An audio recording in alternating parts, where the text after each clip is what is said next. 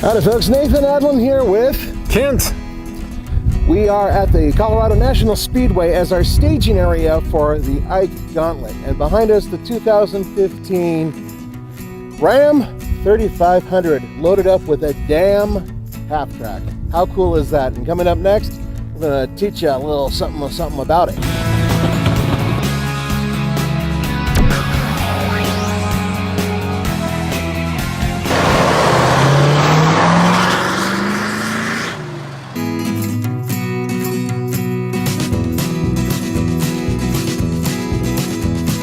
Kent, I can't believe we're towing a half track. Isn't that cool? That is so cool.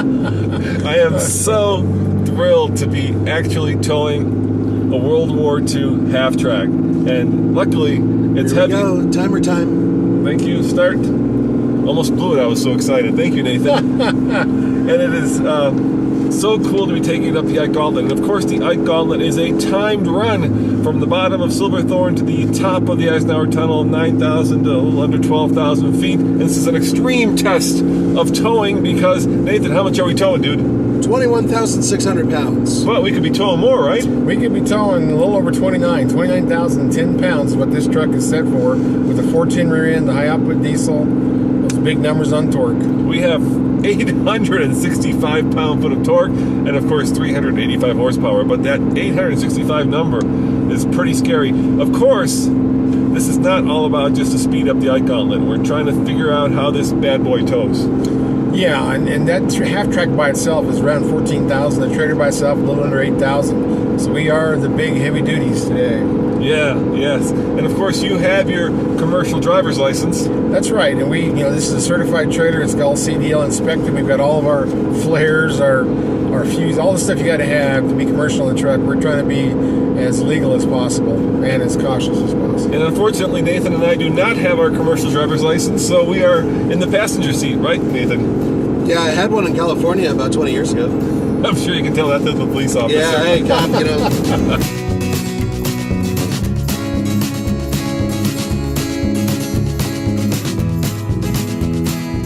What you are looking at is the biggest, baddest, meanest turbo diesel of them all, especially when it comes to torque. This baby puts out 385 horsepower, but most importantly, this 6.7 liter Cummins engine puts out 865 pound-feet of torque, and it does it at 1700 RPM. Now, it's hooked up to a 6-speed ASIN that goes to all four wheels. This is a four-wheel drive vehicle, and in terms of overall performance, it is just one of the most astounding performers out there today.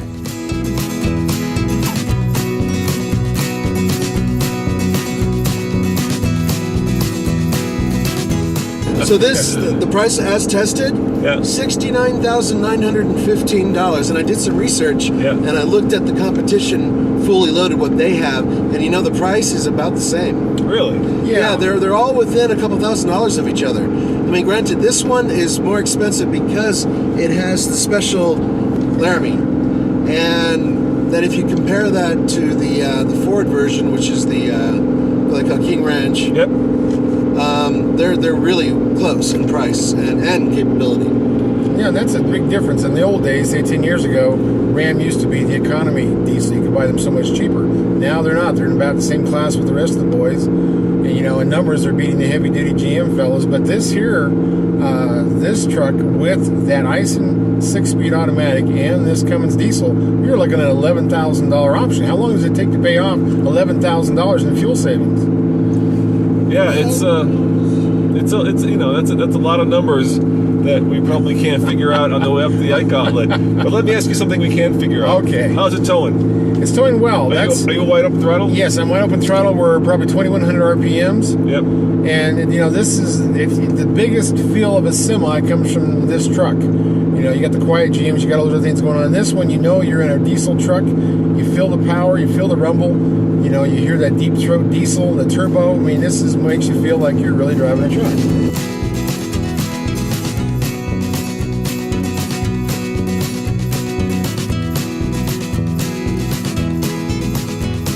Mr. Truck here. We're driving this new 2015 Ram 3500 dually. It's the Laramie Longhorn. Now we're pulling this new Load Trail 2015 30-foot gooseneck trailer. We're actually, our load on our trailer with the trailer and the 1942 half-track is 21,600. The truck itself has a towing capacity of 29,000. Our gross combined weight rating between the truck and trailer is 30,900. This trailer here, we've got 12,000 pound axles. They're oil bath axles. We won't have to grease them. You just got to check the oil in them. It's got self-adjusting brakes. We have the self-cleaning ramps because we did get in a lot of mud. That helps get the mud knocked off as you're going up the ramp. We also have a shocker hitch airbag unit on our coupler to take away some of the shock out of the trailer. Now this trailer is LoadMax, made by Load Trail, 12-inch I-beam frame. It's a very heavy-duty commercial trailer. In the middle of the trailer, underneath the floor, is a 5-inch round tube that takes the vibration out and actually stiffens up the whole frame of the trailer. We've got two big 2-speed jacks because we have had to drop the load off before. So there we're at. We're all within our minimums and our maximums, and we're ready to roll up the hill in the Rocky Mountains.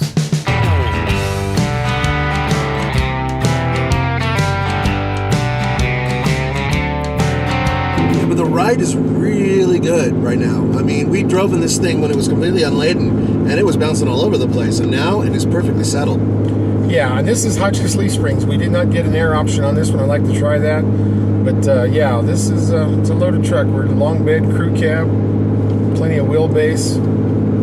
And you said it felt the most truck-like. It's also the most truck-like in the way it's going up the hill because, look, wide open throttle and you're doing 45-ish, 50 miles an hour. Yeah. And that's what happens when you have a half-track on the back. That's true. We got a lot of plate metal back there holding us back. We do. And the reason we're doing these special runs is because Chrysler actually stepped up. So I got to thank Nick Kappa. They brought 3 trucks for us to test for the Gold Hitch Award, which is happening in April. Basically, we're trying to figure out what's the best towing truck in the land for each of the different categories. So we're going to be doing mid-size, half-ton, heavy-duty, both gas and diesel, and of course SUV.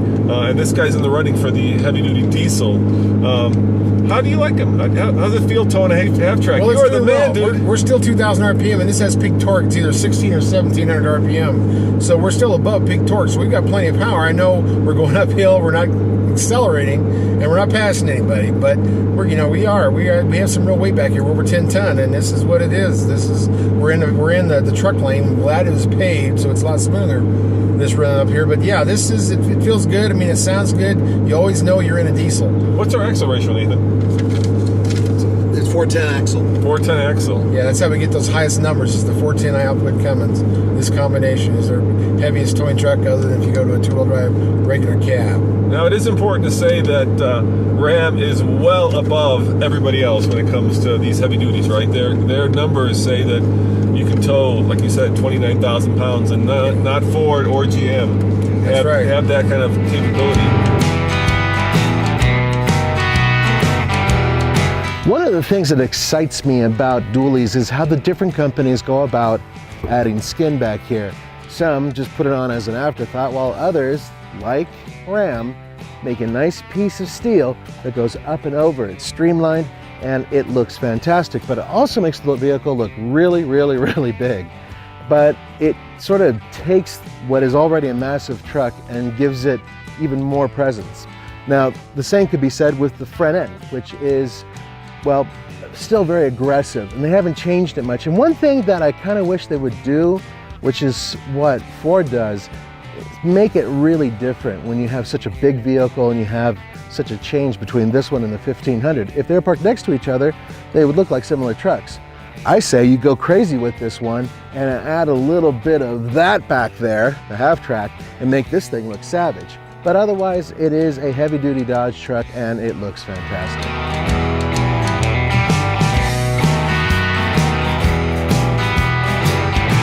And the question, of course, is, even for us, how do you get enough weight to be able to max this truck out? Let's face it, I mean, at some point, 29,000 pounds is like a semi-truck.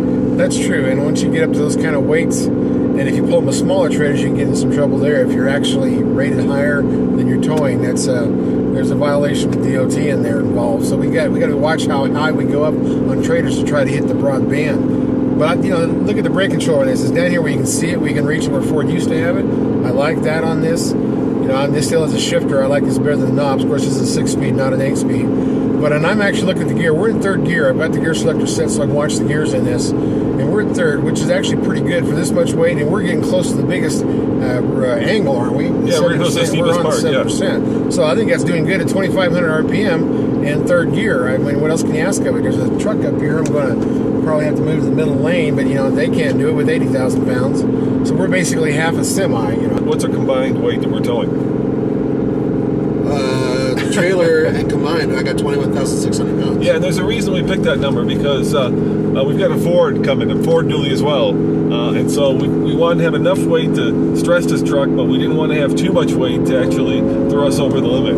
Right, and we're well within the limits of all of the rear gower, the rear axle weight rating, our gross combined weight rating, you know, our trailer rating, our payload rating. We're all inside there. We're not breaking any of those numbers. And we're actually, for this particular time, for the new 2807 SAEJ standard, we're at 15% ton weight.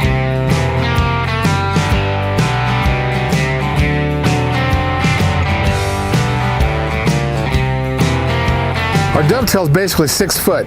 We call it self-cleaning because it's angle iron, so when you drive up, it basically knocks the mud off, some of it off, so you have some traction, which really helps. That's also why we have a wood floor, not a steel floor, because when we're here in the winter and we're on ice and snow, we don't want to be sliding around on the trailer. The ramps are a 5-foot ramp, so you got a 6-foot dovetail and a 5-foot ramp. They're spring-loaded, so it's not much to three them over. Now we've also got, these are slipper springs, so it's attached to the front, the back of the leaf spring slides. That's what semis had before they went to air springs. Now this here has a long equalizer in the middle, and that's done similar to what a semi, they call them bridges, where it's 9 foot between axles. That helps a little bit with weight distributing and lowers the weight per axle. That's what we've done here. We've done the spread as far as we can with an equalizer to have a little better weight distribution on our axles.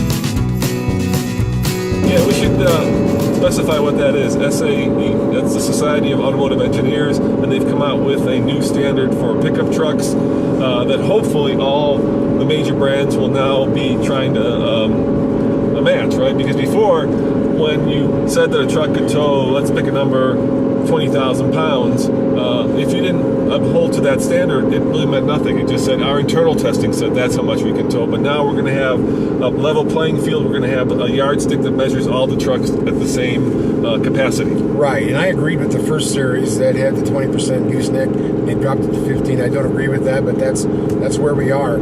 So that's in the Society of Automotive Engineers. They do the testing on that. They're not a regulatory body, but they do give people an idea of what the limits are. And that's a pretty vigorous test that they do on Davis Dam, you know, in the heat, with brakes, with towing, with turning circles, all the things you would do to stress a truck. And that's what the consumer has been missing. They don't know how to compare trucks because, you know, you go to the salesperson, he'll tell you every truck he's got will tow 30,000 pounds. And this way you can actually look it up and see, you know, what's real and what's not real, and make an informed decision, being safe on the road with the trailer. Of course, part of being safe is also going down the hill, which you did in this. How did it feel going down? It was very, very controlled. Now this one has basically a 2-step, I would call it a 2-position brake controller for the, not brake controller, exhaust brake. Yep. Because it's just like putting the, you know, it decompresses the engine. So actually, or not the engine, but the exhaust. And that gives you back pressure, so it slows you down. Now, on this one, the full exhaust brake is like everybody else. And I've tried these with cruise control and a few other things like General Motors does really well with. But this one, in automatic mode, I always thought that was basically if you had horses or something in there, you wanted it to ramp up and slow you down on a graduation, not to jerk you around. And that's how I've been using it. Now, it's also made as an automatic mode to actually control you coming down the hill. And it worked. And when I was at 70 miles an hour in auto, not full exhaust, right, but in auto, it actually would hold you within about a 10 mile an hour span. I was trying to hit 65. It would, you know, shoot me up to 70, down to 60. And it wasn't as accurate about 70 miles an hour, but when I got down to about 60 miles an hour and tried to lock in my speed, I could hold 61 really well. So it worked well? And it did, yes, but there is a range. You can't be going super fast for it to work, but in that 60 mile an hour range, it worked very well.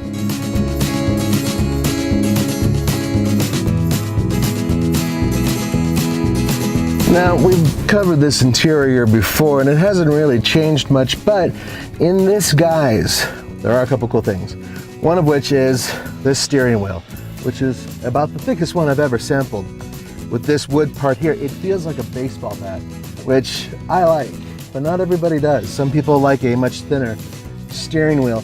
And then if you look on the rest of the inside of the vehicle, you have wood that matches this, and it's real wood, and it looks glorious.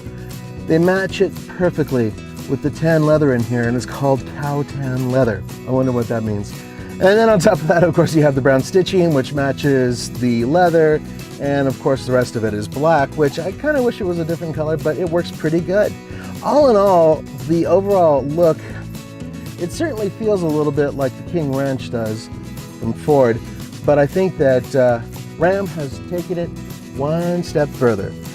But there are a couple minor issues, one of which is the way the rake is on the propeller here and how it goes up and how low it is here. If I was a cowboy wearing myself a cowboy hat, I'd be scraping.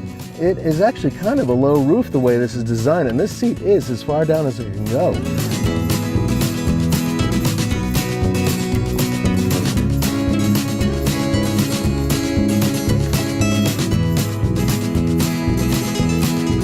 All right, now we're coming to the top here, and we're averaging 3 miles to the gallon, and we are, which is, you know, it's a heavy-duty truck. What do you expect? And we're towing a lot of weight, and we are. I don't think we're going to break 10 minutes on this. It hasn't been the fastest run, but neither should this be the fastest run, right? We're not. We're not towing sissy stuff, man. We're towing manly stuff here, right, yeah. Nathan? That's right, baby. And we're at the peak, and we're still doing 2,200 RPM in third gear. I think that's very good, speaking for the load in third gear. Yeah, now it's really slowing down. We've had a clean run, though. We've had nobody come in our way, nobody get in our lane, which is unusual. And yeah, here's the time so far. We're going to count it down. It's getting close to over 10 minutes, and I think we might even drop maybe an MPG 10th or so. We'll see. All right, here we go, guys. That's 10 minutes. Here come the lights, and we're going to have our first military half-track run right now. There we have it, 10.09. I'm really going to be curious to see how the Ford compares to that. Yeah, and we didn't hit any red lights either. 3 MPG to the gallon. And you know, that's what you would expect on that kind of a grade with a big load. That's normal. I mean, you know, semis are probably getting 2 coming up that hill. You know, it's funny, when you first told us that you had access to a half track, I thought of this thing as being huge and massive, right? But it's actually it's like the size of a big heavy duty dually back there. Right. It's not as tall as you'd think it would. Now, you know, Nathan has more experience with the bigger ones. Yeah, he's actually driven one, right, Nathan? Yep. Yeah, there's the one we are towing right now is an M2. The M3 is same wheelbase length, but the body's much larger, and you can hold more people in it. And it's during the war, it had a much larger manufacturer run. Yeah. Was a similar engine? Like this is a white six-cylinder. Well, yeah, but they had more choices, including auto car.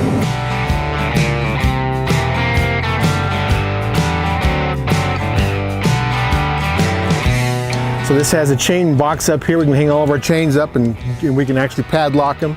We have our big lights, because we loaded this rascal last night in the dark, so we needed those big spotlights up there. And this has toolboxes, 2 of them on the other side. We carry a lot of chains, a lot of boomer, a lot of straps. It takes a lot of equipment to move this stuff around.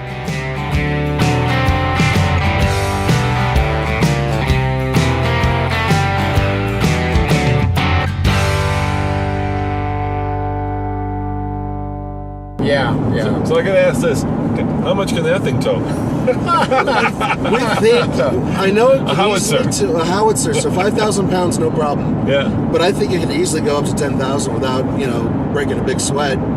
There's so much tread that you have on the ground. That's a lot of surface area. Yeah. And then you have, you know, I would imagine that safely 7,000 pounds maybe. Anyway, as always, this is Kent, MrTruck.com. Nathan. And Roman saying thanks for watching. And remember, we're going to be doing the Gold Hitch Award, the best towing truck in the land, coming very soon in April, so stay tuned for that. And check out TFLTruck.com, where Andre posts all these numbers. So if you're a numbers person like Andre's, check that out, because we'll have all the numbers up there. See you guys next time. Ciao. Adios. see ya.